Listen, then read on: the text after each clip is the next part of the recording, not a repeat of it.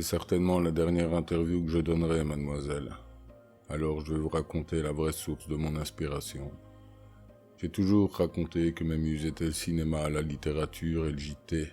Ce n'est pas faux, mais en fait, comme qui dirait, la vérité est ailleurs.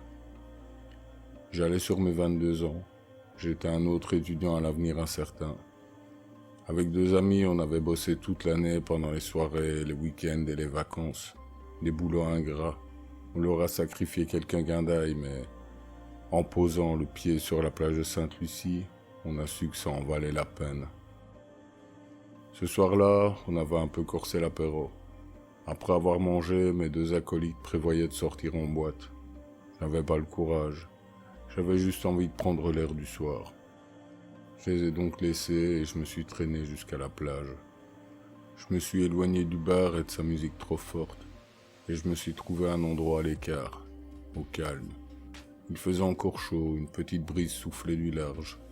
Avec le roulis des vagues, je me suis vite assoupi. Quand j'ai émergé, le bar avait fermé, la nuit devait être bien avancée.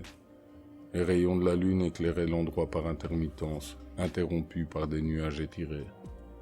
Je me rappelle que j'aimais bien cette ambiance, un peu feutrée. Je m'étais dit qu'un petit feu avec nos voisines de bungalow serait sympa. Enfin, je me sentais un peu vaseux. J'allais me lever pour partir en quête de mon lit quand j'ai vu un truc bouger. Enfin, je croyais, mais je ne pouvais pas en être sûr. J'ai scruté le ciel pendant un moment, mais je n'ai rien vu d'autre que la course lente des nuages.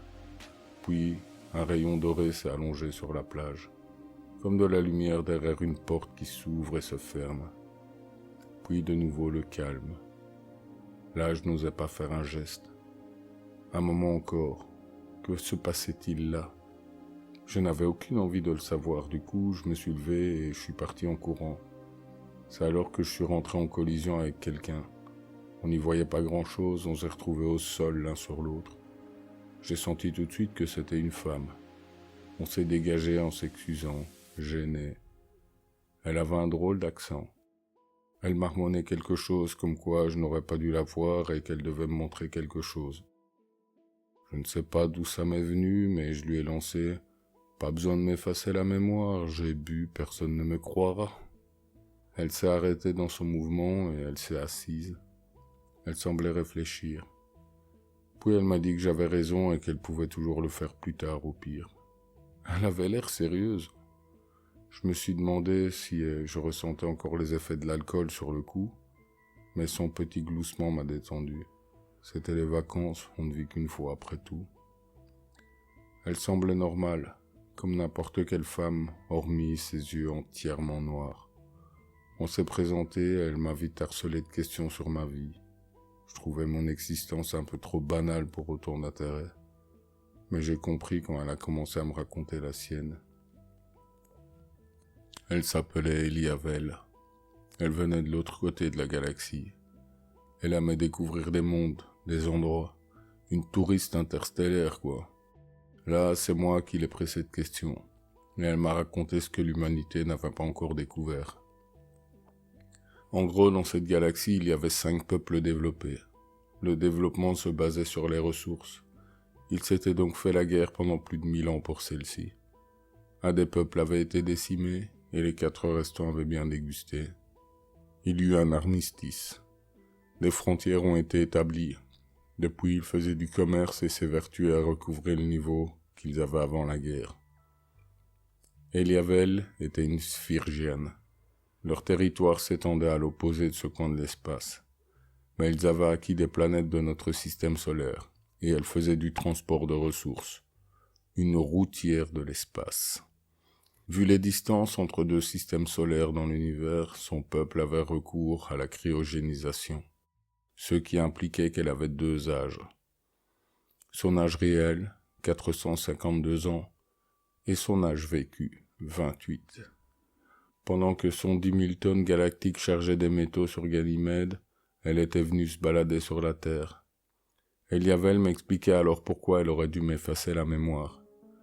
Il y avait une 30aine de peuples en voie de développement, mais comme nous autres humains, ces peuples n'avaient pas encore maîtrisé le voyage spatial, et donc ils n'avaient pas encore eu de contact avec d'autres peuples. La règle était de laisser ces peuples tranquilles jusqu'à ce qu'ils atteignent le niveau de développement pour le premier contact. Elle aurait donc dû m'effacer la mémoire. Mais qui me croirait après tout? J'étais comme à m'époustoufler. Elle gloussait gentiment en se rapprochant de moi. Elle est venue poser sa tête sur mon épaule. On a observé la nuit un moment. Puis elle m'a chuchoté à l'oreille. Votre expression, c'est carpe diem, si je me rappelle bien. Et elle m'a embrassé. On a fait l'amour sous la lune. Son corps était vraiment chaud. Je passe les détails, disons que c'était exotique. On s'est aimé sans retenue, sans gêne, comme s'il n'y aurait plus le lendemain. Puis on est resté étendu là, enlacé, le regard perdu dans les ténèbres. Cette pensée émergea à ce moment-là. Retourner à ma vie, après cette nuit, me semblait si ennuyeux.